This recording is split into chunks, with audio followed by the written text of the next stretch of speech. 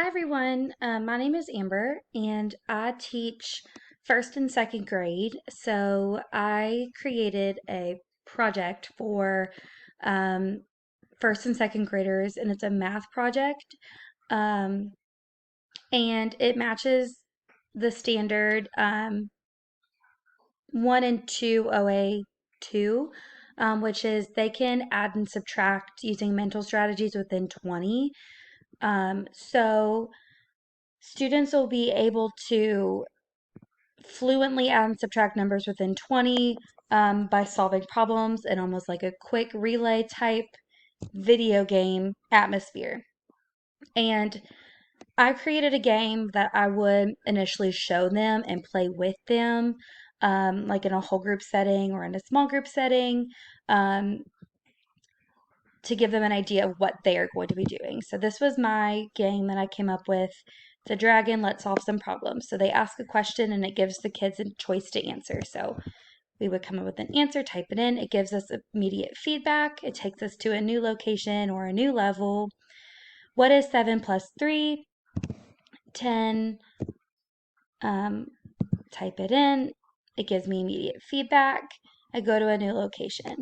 So I would add a couple more rounds to this game if I was showing it to my class. This was just my example one. But I would show them um, what types of questions to ask. We've worked on doubles facts and tens pairs and tens whys and um, all of those types of problems. And their job would be to create their own quick recall math game. And then they would get to play other people's math games and practice solving the problems. So this would take a while to teach smaller kids. It would definitely have to be very pared down. You would only teach a couple of the um, elements of the coding that's inside. So this is what the inside of mine looks like, and this is pretty much what I would teach the kids to do. Just these very simple, basic commands at first, and then if they want to play around with it and change the position or try to edit it, I would let them after getting the basics done. So starting with the control, you would teach them the events, teaching them to start with the green flag, and then starting with the introduction. So let's solve some math problems or addition problems or whatever it is they want to say.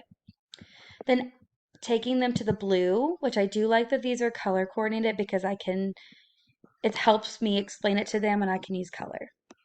So teaching them to type the asking and waiting. So they're posing the problem. And this is where they have to select a problem that's within 20 that uses doubles or tens wise pairs or pairs that make a 10.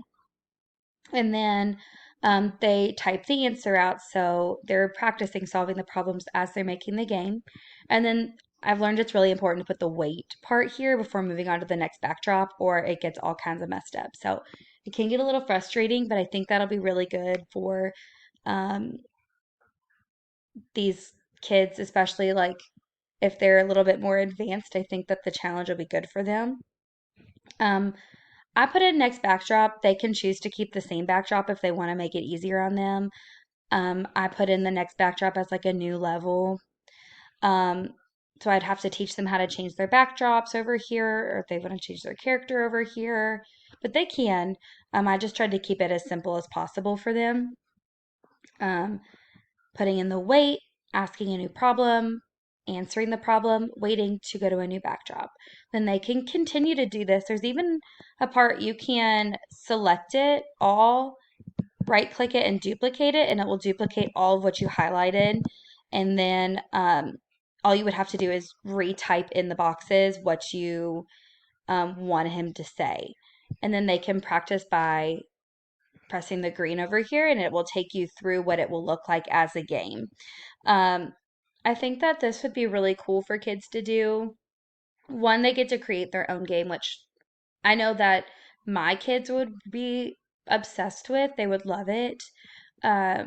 It's also really good to practice that math fluency because I've just found that my kids learn math fluency best when they get to continuously practice it.